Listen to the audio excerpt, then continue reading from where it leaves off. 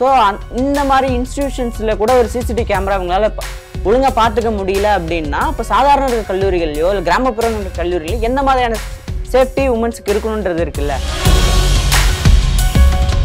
இது வரைக்கும் போலீஸ் ரிவைலே பண்ணலாம். அவன் எப்படி உள்ள வந்தானே தெரியல. ஏன்னா அந்த சிவர்லாம் பார்த்தீங்கன்னா ஒரு 8 அடிக்கு மேலே இருக்கக்கூடிய சிவர். அவன் எப்படி உள்ள வந்தான் அப்படின்றது மிகப்பெரிய கேள்வியா இருக்கு. இது வரைக்கும் அந்த காவல்துறை அதை பத்தி விசாரிச்சாங்களா? நீ ஏன் அங்க போன? அந்த நேரத்துல உனக்கு என்ன வேலை? அந்த இடத்துல என்ன வேலை உனக்கு? நீ ஏன்னு யாரை கேள்வி கேட்கிறோம்னா விக்டிமை தான் கேள்வி கேட்கிறோம். தமிழ்நாட்டில் வந்து எல்லா கல்லூரிகளையும் ஒரு சுத்தமான கழிவறை இருக்குன்னா கேள்விக்குறி தான். இவங்களுக்குள்ள இருக்க இந்த பொலிட்டிக்கல் இன்டர்வென்ஷன்ஸ்ல எஜுகேஷன் சிஸ்டத்தை வந்து சுத்தமா மறந்துடுறாங்க. ஏன்னா இன்னைக்கு வந்து உயர்கல்வித்துறைக்கு வர வேண்டிய நிதி வரல. இப்போ வந்த நிதியை இவங்க கூட செலவு பண்றது கிடையாது. புதிய சிந்தனை நேயர்களுக்கு வணக்கம். சமீபத்துல பெண்களுக்கு எதிரான குற்றங்கள், வன்முறைகள் இது எல்லாமே அதிகரித்து கொண்டே போய்கிட்டு இருக்கு. இதை பத்தி நம்ம நிறைய பேச போறோம் இன்னைக்கு. இதற்காக நம்ம கூட SFI student federation of India இதனுடைய மத்திய சென்னையுடைய மாவட்ட செயலாளர் தமிழ் நம்ம கூட இணைஞ்சிருக்காங்க. அவங்க கிட்ட ஒரு சில விஷயங்களை நம்ம கேட்டு நிறைய விஷயங்களை நம்ம தெரிஞ்சுக்க போறோம். வாங்க. வணக்கம் தமிழ். வணக்கம். சொல்லுங்க.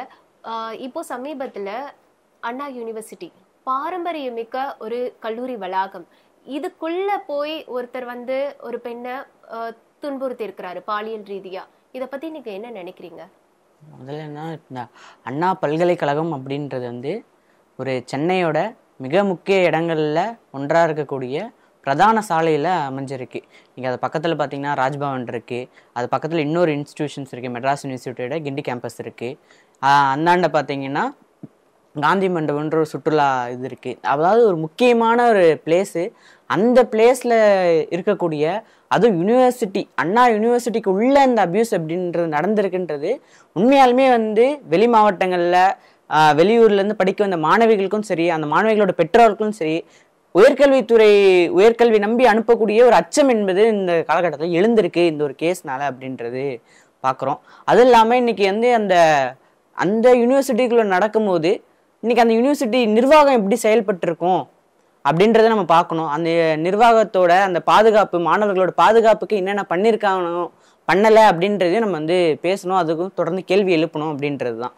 ஓகே, இப்போ ஒரு நபர் வந்து வெளிநபர் கல்லூரி வளாகத்துக்குள்ளேயே வந்திருக்கிறாருன்னா அங்க வந்து சிசிடிவி கேமரா இருந்திருக்கணும். அது ஒர்க் ஆகலன்னு சொல்றாங்க. அது போக செக்யூரிட்டி இருந்திருக்கணும், செக்யூரிட்டி இல்லைங்கிறாங்க. இத பத்தி நீங்க என்ன நினைக்கிறீங்க? இது அரசனுடைய கவனக்குறைவா இல்ல இதுல நீங்க என்ன சொல்ல வரீங்க? இதுல முதல்ல வந்து அரசும் சரி பல்கலைக்கழக நிர்வாகமும் இதுக்கு வந்து இந்த இதுக்கு பொறுப்பேற்கணும் அப்படின்றதான். ஏன்னா இன்னைக்கு வந்து UGC நார்ம்ஸ் படி வந்து அந்த ஹாஸ்டல்ஸ்குள்ளே இருக்கும் போது சில செக்யூரிட்டிஸ் அங்கே இருக்கணும். அதில் ஒரு உமன் செக்யூரிட்டி கட்டாயமாக இருக்கணும் அப்படின்றது UGC நார்ம்ஸ். ஸோ இந்த மாதிரி இன்ஸ்டிடியூஷன்ஸில் கூட ஒரு சிசிடிவி கேமரா அவங்களால ஒழுங்காக பார்த்துக்க முடியல அப்படின்னா இப்போ சாதாரண இருக்க கல்லூரிகள்லையோ இல்லை கிராமப்புறம் இருக்க கல்லூரிகளையோ எந்த மாதிரியான சேஃப்டி உமன்ஸுக்கு இருக்கணுன்றது இருக்குல்ல.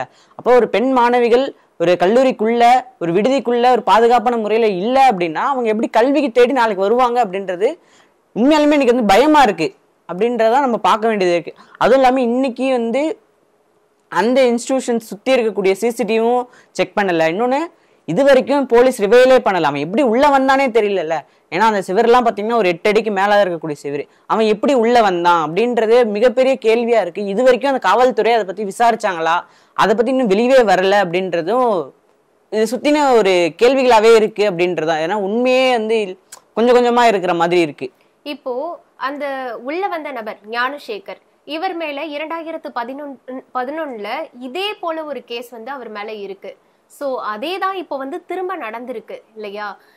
ஏன் இந்த ஒரு விஷயத்த காவல்துறை அன்னைக்கே வந்து கடுமையான தண்டனையை கொடுத்து அவர் அந்த இடத்துல வச்சிருந்தா, கடுமையான தண்டனைகள் அவருக்கு வழங்கப்பட்டிருந்தா இன்னைக்கு இந்த சம்பவம் இப்போ நடந்திருக்காது இல்லையா? இதை நீங்க எப்படி பாக்குறீங்க? இது உண்மையிலுமே காவல்துறையினோட அலட்சியம் அப்படின்றதான் இதுல தெரியுது. ஏன்னா இன்னைக்கு 2011 இந்த சம்பவங்கள் ஈடுபடும் போது அதான் நடக்கும் போது, அதாவது இப்போ ஒரு குற்ற பின்னணியில் இருக்கக்கூடிய நபரை கண்காணிக்க வேண்டியது காவல்துறையோட கடமை. ஆனா இன்னைக்கு அதை பண்ணாதனோட விளைவு தான் இன்னைக்கு தொடர்ச்சியா 2011 இன்னைக்கு சில நியூஸஸ் எல்லாம் வரும்போது அவர்கிட்ட பல வீடியோக்கள் இருக்கு, இன்னைக்கு வந்து திங்கட்கிழமைக்கு இந்த கேஸ் வந்து வருது, ஆனா சனிக்கிழமை ஒரு பெண் வந்து அபியூஸ் ஆயிருக்கா அப்படின்னும் போது இது வந்து தொடர்ச்சியா இருந்திருக்கு அப்படின்றத நம்ம பார்க்க வேண்டியது இருக்கு. இப்போ இந்த காவல்துறையும் ஒரு கண்காணிப்பு பணி ஒரு குற்றவாளிய பார்க்காம சுதந்திரமா விட்டதனோட விளைவு தான் இன்னைக்கு நடந்திருக்கு. அந்த நபர் வந்து அந்த இடத்துல ஒரு யாருக்கோ போன் பண்ணிட்டு பேசி இருக்கிறாரு, அந்த மாதிரி அந்த பொண்ணு வந்து பதிவு பண்ணியிருக்கிறாங்க, பாதிக்கப்பட்ட அந்த பெண் வந்து பதிவு பண்ணியிருக்கிறாங்க. அதே போல அந்த நபர் உள்ள வராருன்னா ஒரு அரசியல் பின்புலம் உள்ள ஒரு நபருடைய ஆதரவு இல்லாம அவரால் அந்த இடத்துக்கு வந்திருக்க முடியாது அப்படி அந்த மாதிரியும் பலர் வந்து சொல்லிட்டு இருக்காங்க. இதுல அரசியல் பின்புலம் உள்ள ஒரு நபர் மறைக்கப்படுறாரா? இல்ல, பொதுவா இன்னைக்கு இந்த ஞானசேகரன்ற கைதானதுல இருந்து அவர் வந்து பல அமைச்சர்கள், இப்ப மா சுப்பிரமணியனோட எடுத்த புகைப்படங்கள் இருக்கு. இந்த மாதிரி திமுகவோட பின்புலத்தில் இருக்கக்கூடிய சில முக்கிய நபர்களோட இவருக்கு வந்து தொடர்பு இருக்குது தெரியுது. அதுவும் இல்லாம 2011 இருந்து இப்போ வரைக்கும் இவர் சுதந்திரமா இருக்காருன்னா கட்டாயம் இது வந்து பின்புலம் இல்லாம இருக்க முடியாது. அது இல்லாம இன்னைக்கு யூனிவர்சிட்டிக்கு நுழையிற தைரியம்ன்றது இருக்குல்ல, கட்டாயம் இப்ப எப்படி நம்ம பிரச்சனை ஆச்சு கேஸ் ஆச்சுன்னா வெளில வரலாம், நமக்கு ஆட்கள் இருக்கும்போது தான் தொடர்ச்சியா நடக்க முடியும். அதுவும் கட்டாயமா இதுக்கு ஒரு பின்புலங்கள் இருக்கு. அது கூடிய சீக்கிரம் திமுக சார்பில் சொல்லும் போது இவரு எங்களுடைய அடிப்படை உறுப்பினர் கூட கிடையாது, இவர் யாருன்னே எங்களுக்கு தெரியாது அப்படின்னு சொல்றாங்களே, இது நீங்க எப்படி பாக்குறீங்க? திமுக வந்து அது அதாவது உரிய விசாரணையில தான் நம்ம தெரிய முடியும்.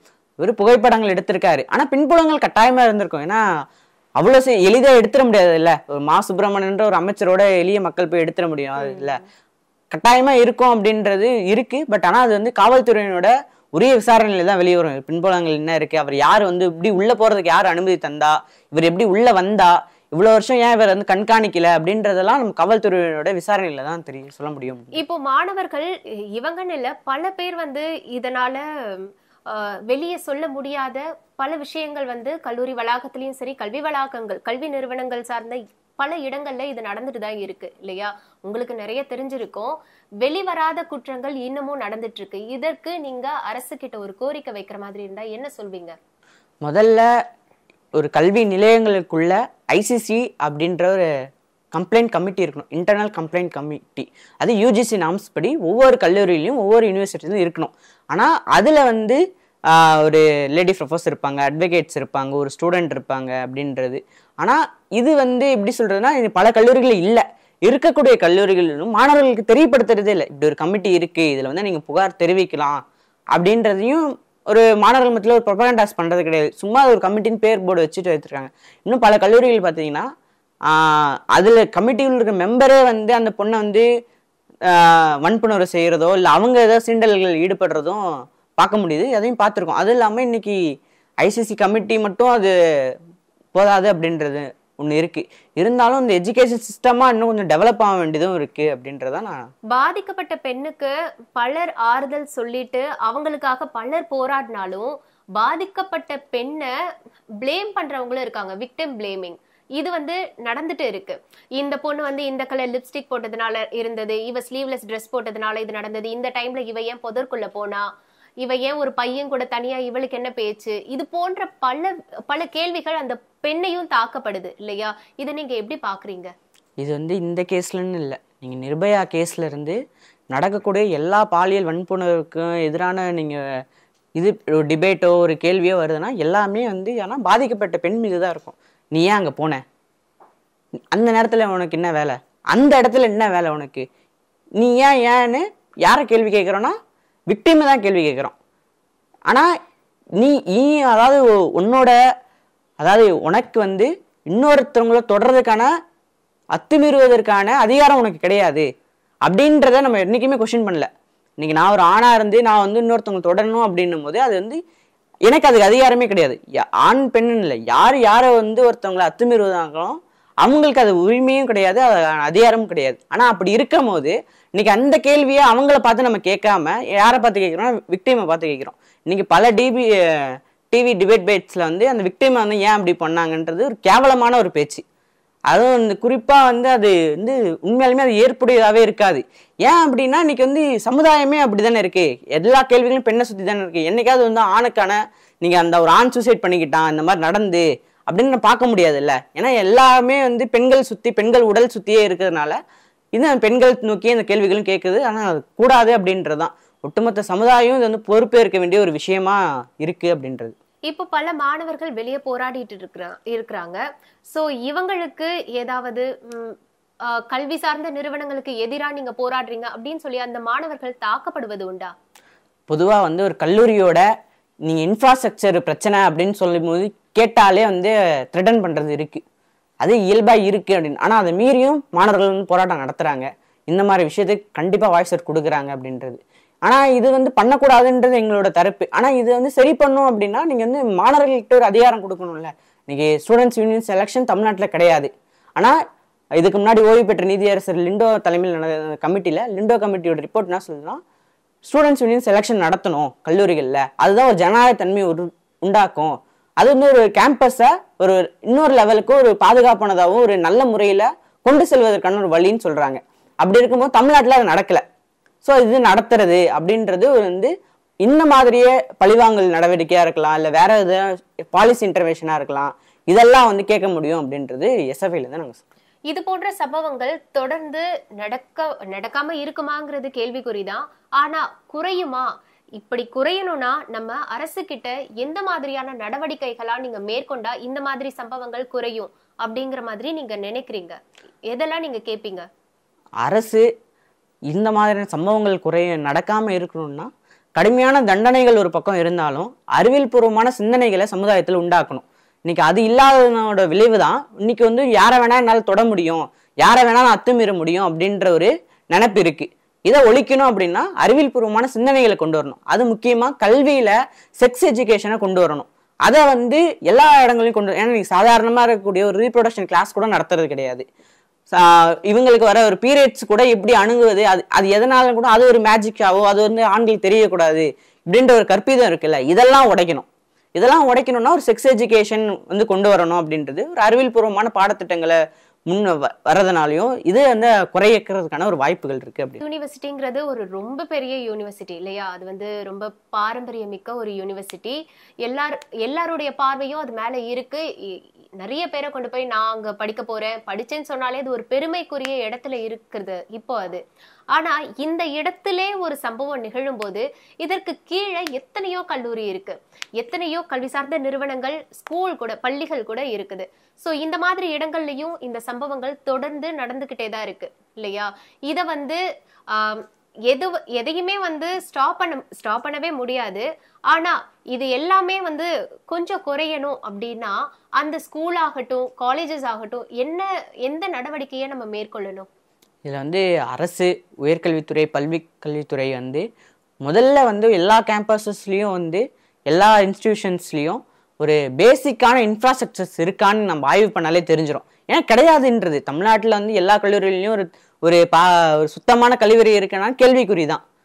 அதை வந்து ஆய்வு பண்ணி ஒழுங்கான இன்ஃப்ராஸ்ட்ரக்சரை கொண்டு வரணும். அதில் சிசிடிவி இருக்கும், செக்யூரிட்டிஸ் வந்து இருக்கிறது, இதெல்லாம் உறுதிப்படுத்தணும். அப்படின்னா ஒழுங்கான ஆய்வு நடத்தி அதில் வந்து சரி பண்ணணும், இன்ஃப்ராஸ்ட்ரக்சரை சரி பண்ணணும். இது மாதிரி நடக்கக்கூடாதுன்னா ஒரு எஜுகேஷன் சிஸ்டத்தில் நம்ம கட்டாயம் மாற்றம் கொண்டு வந்தாதான் முடியும். அப்படின்னு மத்திய மாநில அரசு வந்து இந்த மாணவர்கள் மேல ஆர்வம் காட்டுறது இருக்கா? அது அவங்க வந்து ஒரு கவனக்குறைவா இருக்கிறதுனாலதான் இந்த மாதிரி சம்பவங்கள் தொடர்ந்து நடந்துட்டு இருக்கா? இத பத்தி நீங்க என்ன நினைக்கிறீங்க? கட்டாயமா வந்து மத்திய மாநில அரசுங்களுக்கு வந்து இது வந்து கட்டாயமா வந்து இருக்கு அப்படின்றதுதான். ஏன் அப்படி சொன்னீங்கன்னா இன்னைக்கு ஹையர் எஜுகேஷன் இன்ஸ்டிடியூஷன்ஸ் இருக்கு. இப்போ அண்ணா யூனிவர்சிட்டி, இப்போ மெட்ராஸ் யூனிவர்சிட்டி இருக்கு. ரெண்டுத்துலயும் விசி கிடையாது. விசி நியமிக்க வேண்டியது சென்ட்ரல் ஸ்டேட்டோட இருக்கக்கூடிய ஒரு விஷயம். ஆனால் அது பண்ணாததோட விலை. தமிழ்நாட்டில் 6க்கும் மேற்பட்ட பல்கலைக்கழகங்கள் விசி கிடையாது.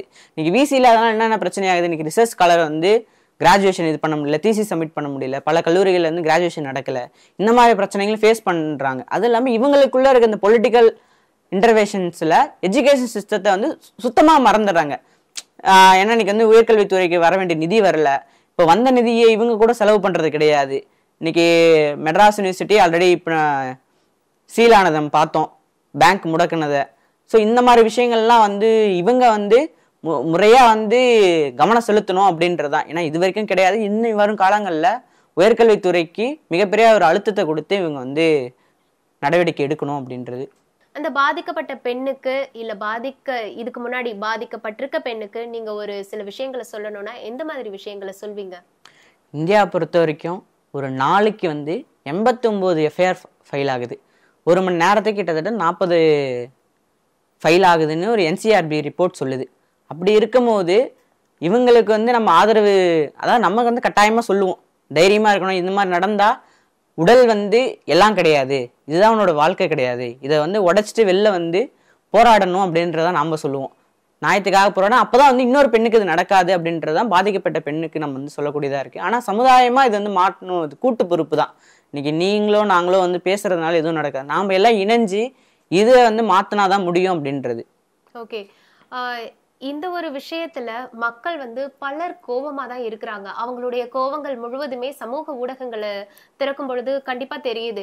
இவன் ஏன் இப்படி பண்ணா, அவன் மேல ஒரு 10-20 கேஸ் இருக்கு, அவன் எப்படி வெளியே இவ்வளவு தைரியமா சுத்தினா, அவன் எந்த பின்புலனும் இல்லாம இந்த வளாகத்துக்குள்ள வந்திருப்பானா, இந்த மாதிரி நிறைய கேள்விகளை மக்கள் எழுப்பிக்கிட்டே தான் இருக்கிறாங்க. இத பத்தி நீங்க என்ன நினைக்கிறீங்க? ஒவ்வொரு கேஸ் வரும்போதும் வந்து மக்கள் வந்து இந்த மாதிரியான கோபங்கள்ல காட்டிட்டு தான் இருக்காங்க. ஆனால் அதை வந்து அப்படியே விட்டுறக்கூடாதுன்றது தான் எஸ்எஃப்ஐலேருந்து நாங்கள் கேட்குறோம். ஏன்னா இன்னைக்கு வந்து மணிப்பூர் வந்து 2 பெண்கள் நிர்வாணம் ஆனபோது நம்ம வந்து தமிழ்நாட்டு இல்லை இந்தியா முழுவதும் கொந்தளிச்சாங்க. ஆனால் இன்ன வரைக்கும் அந்த நாடு வந்து இன்ன வரைக்கும் அந்த மக்கள் வந்து பாதிப்புள்ளாட்டு தான் இருக்காங்க. ஏன்னா இன்ன வரைக்கும் அந்த இடத்துல வந்து ஒரு அமைதி நிலவலை அப்படின்றது. ஒரு கேஸ் வருது அப்படின்னா அதோட அது முடியாமல் அதை வந்து கண்டினியூவாகவும் தொடர்ந்து எழுதுவது மூலியமாகவும் தொடர்ந்து போராடுவது மூலியமாகவும் தொடர்ந்து பேசுவது மூலயமா தான் அதை தீர்வு காண முடியும். அப்போதான் அது வந்து ஜஸ்டிஸை நோக்கி போகும் அப்படின்றது. இல்லை அப்படின்னா அது வந்து நம்மளும் கரைஞ்சிரும். ஏன்னா இன்னைக்கு விபத்து மாதிரி பாலியல் வழக்குகளை நம்ம கடந்து போகிறோம்.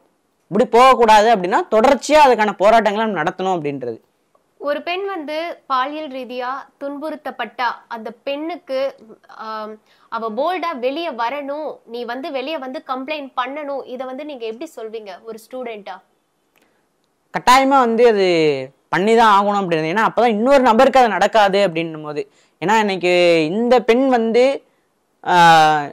கம்ப்ளைண்ட் பண்ணியிருக்காங்க அப்படின்னும் போது அது வந்து பாசிட்டிவாக தான் பார்க்கணும். ஏன்னா சனிக்கிழமை ஒரு கேஸ் நடந்திருக்குல்ல, நீங்கள் வந்து ஒவ்வொரு இன்ஸ்டிடியூஷன்ஸ் பார்க்கலாம். இன்னைக்கு குறிப்பாக இந்த மாதிரி அப்யூஸ் கேசஸ் வந்து ஸ்கூல்ஸில் காலேஜஸில் நடக்கும்போது என்ன ஆகுதுன்னா, நீங்கள் அதை பின்னாடி விசாரிக்கும் போது அதே மாதிரியான பாதிப்புக்குள்ளாகப்பட்ட பெண்கள் பல பேர் இருக்காங்க, பல மாணவிகள் இருக்காங்க உள்ளார. அப்படின்னும் போது நாம் வந்து இது வாய்ஸ் அவுட் பண்ணி தான் ஆகணும் அப்படின்னு கட்டாயமாக இது பண்ணணும். ஆனால் இன்னும் அப்படி ஆகுதுன்னா இன்னைக்கு இந்த அரசு இந்த காவல்துறை என்ன இந்த கேஸில் பார்க்க வேண்டியது இருக்குன்னா, இப்படி பாதிக்கப்பட்ட பெண்ணோட மாணவியினோட தகவல்களை வெளியிடுறதுன்றது ரொம்ப கேவலமான ஒரு விஷயம். இவங்களோட சீர்கேடுகள் தான். நீங்கள் வந்து சட்ட ஒழுங்கெல்லாம் என் பையில் இருக்குது கையில் இருக்குன்னா எங்கே இருக்குது? சட்ட ஒழுங்கே கிடையாது அப்படின்றது தான் நம்ம பார்க்கணும். அதை வந்து சரி பண்ணணும் அப்படின்றது. ஏன்னா இன்னைக்கு அந்த பெண்ணோட நியூஸ் வெளியிட்டதுனால அடுத்த பெண்கள் அடுத்த மாணவிக்கும் நடக்குது, சாதாரண ஒரு பெண்ணுக்கு நடக்குது, எப்படி வந்து சொல்லுவான்றது இருக்குல்ல. எப்படி வந்து சொல்ல முடியும்? ஒரு அரசை நம்பியோ ஒரு காவல்துறை நம்பியோ என்னோட தகவல்களை பாதுகாக்க முடியாத இவங்களை நம்பி எப்படி சொல்ல முடியும்? அப்போ இது நடக்கும் அப்படின்றது தானே. ஸோ அதை வந்து இருக்கக்கூடாது. இது மாதிரி விஷயங்கள் மறுபடியும் நடக்கக்கூடாதுன்னு. சட்டங்கள் கடுமையானால் குற்றங்கள் குறையும்னு அங்கங்க சொல்லிக்கிட்டு தான் இருக்காங்க. ஆனா அப்படி காவல்துறை அதிகாரி கிட்ட ஒரு பொண்ணு போய் நம்பி கொடுத்த கம்ப்ளைண்டோட எஃப்ஐஆர் காப்பி வந்து லீக் ஆயிருக்கு. இந்த மாதிரி லீக் ஆனது உங்ககிட்ட இருந்தும் லீக் ஆயிருக்கலாம், நாங்க உங்களுக்கு ஒரு காப்பி கொடுப்போம், உங்ககிட்ட இருந்தும் லீக் ஆயிருக்கலான்ட்டு போலீஸ் வந்து அதை திசை திருப்ப பாக்குறாங்க. விக்டிம் பிளேமிங் தான் இங்கேயுமே நடந்துட்டு இருக்கு. இதை நீங்க எப்படி பாக்குறீங்க? அதாவது நான் பாதிக்கப்பட்டேன், எனக்கு வந்து இதெல்லாம் நடந்துச்சு, என்னோட நடக்கவே கூடாத ஒரு கொடுமை வந்து நடந்திருக்கு, இதை வந்து நான் வந்து காவல்துறையிட்ட சொல்லும் போது அதை நீங்க எஃப்ஐஆர் எழுதுறீங்க, இதை நான் வெளியிடுறதுக்கான அவசியம் என்ன இருக்கு? இது வந்து என்னன்னா உங்களோட அலட்சியம், உங்களோட வேலையில் நீங்க சரியா செய்யாதனோட விளைவு நீ என்ன மறுபடியும் பிளேம் பண்ற. இதை ஒருபோதும் ஏத்துக்கவே முடியாது அப்படின்றதுதான். இன்னைக்கு நான் அதை வெளியிடுறதுக்கான அவசியமே இல்லைல்ல. நான் ஏன் லீக் பண்ண போறேன் என்னோட பிரைவசியை? அதாவது நான் கொடுத்த எஃப்ஐஆர் நான் எதுக்கு லீக் பண்ணணுன்றது இருக்குல்ல, அது பண்ணக்கூடாது. இந்த கமிஷனர் பேசுனது கூட நம்மளால ஏத்துக்கவே முடியாத ஒண்ணுதான். ஏன்னா அது எப்படி நான் லீக் பண்ண முடியுன்னு இருக்கு. நான் பாலியல் வல்லுநருக்கு ஆளாயிருக்கேன், நான் அதை சொல்லணும் அப்படின்னும் போது அது முடியாதுல்ல, அது சரி கிடையாதுன்றதுதான். அரபு நாடுகள்ல இருக்கிற சட்டங்கள் இங்க இருந்தா கண்டிப்பா இது போன்ற சம்பவங்கள் இங்க நடக்காது அப்படின்னு பாக்குறாங்க ஒரு தரப்பினர். இதை பத்தி நீங்க என்ன நினைக்கிறீங்க? பல கண்ட்ரீஸ்ல வந்து இந்த மாதிரி அபியூஸ் ஆயிட்டாங்கன்னா அவனை வந்து ரோட்ல போட்டு வெட்டுறதோ இல்லை அவனுக்கு மரண தண்டனை தர்றதோ வந்து இருக்கு. ஆனா அதனால அந்த நாடுகள் வந்து குற்றங்கள் குறைஞ்சிருக்கானா? கிடையாது. ஒரு கடுமையான தண்டனை வந்தா இது மாறிடும்னு நினைக்கிறது வந்து ஒருபோதும் நடக்காதுன்றது. ஏன்னா சமுதாயமா கூட்டு பொறுப்புல இருக்கு, நாம தான் இதை மாற்ற முடியும். அப்போ வந்து இது வந்து ஒரு அறிவியல் பூர்வமான சிந்தனைகள் சமுதாயத்தில் எழாம இது வந்து கடுமையான தண்டனைகள் மட்டும் சரி பண்ண முடியாது. அது தீர்வு கிடையாது. அது ஒரு பக்கம் இருந்தாலும் ஒரு அறிவியல் பூர்வமான பாடத்திட்டங்களோ ஒரு அறிவியல் பூர்வமான செயல்பாடுகள் மூலியமா தான் அது மாற்ற முடியும். இன்னைக்கு வந்து சில அவேர்னஸஸ்ல வந்து குட் டச் பேட் டச் சொல்லி தர்றது இந்த மாதிரியான விஷயங்கள் இதை வந்து இன்னும் குழந்தை வளர்ப்புலேருந்து மாற்ற வேண்டியது ஒரு விஷயம். அப்பனாதான் இதை கண்டிப்பா சரி பண்ண முடியும். இல்லைன்னா இது வந்து இந்த மாதிரி குற்றங்கள் நடந்துட்டு தான் இருக்கும் அப்படின்றது. அரசியல் சார்ந்த நபர்கள் வந்து இப்போ இந்த பெண்ணுக்கு ஆதரவா நிறைய பேர் நிறைய விஷயங்களை பண்ணிட்டு இருக்காங்க. திரு அண்ணாமலை வந்து சாட்டையால அவரே அடிச்சுக்கிட்டு இருக்கிறாரு. இது போன்ற விஷயங்கள் நடந்துகிட்டு இருக்கு. இதை நீங்க எப்படி பாக்குறீங்க? அதாவது இன்னைக்கு அதிமுக போராடுது. இன்னைக்கு அதிமுக ஆட்சியில தான் வந்து பொள்ளாச்சி சம்பவம் நடந்துச்சு. இன்னைக்கு அண்ணாமலை வந்து சாட்டையால் அடிச்சுக்கிட்டா சரியாயிடும். இன்னைக்கு வந்து மணிப்பூர் இன்னைக்கு பிஜேபி ஆளும் மாநில 2 பெண்களை நிர்வாணமா நடக்க வச்சுவிட்ட ஒரு கொடூர சம்பவம் நடந்திருக்கு. அதுக்கு இந்த தீர்ப்பு குளிப்பாரா? இன்னைக்கு வந்து பிரிஜ் பூஷன் இன்னைக்கு ஒன்றியத்தில் இருந்த அமைச்சர் மல்யுத்த வீராங்கனை மீதான பாலியல் செஞ்சு அதுக்கு நான் தீ மிதிக்க போறாரா? அப்போ இது வந்து இது சரியான ஒரு இது கிடையாது. இது வந்து டைவர்ஷன், தன்னோட அரசியல் பிளப்புக்காக நடந்துட்டுறதுக்காக. இன்னைக்கு வந்து இதனால வந்து ஒரு தீர்வோ இல்லை ஒரு மாற்றமோ நடக்க போறது இல்லை. அவரோட அரசியல் பின்புலத்துக்காக இது பயன்படுத்தி திமுக மேல இருக்கக்கூடிய வெறுப்புல இது பண்ணிட்டு இருக்காரு.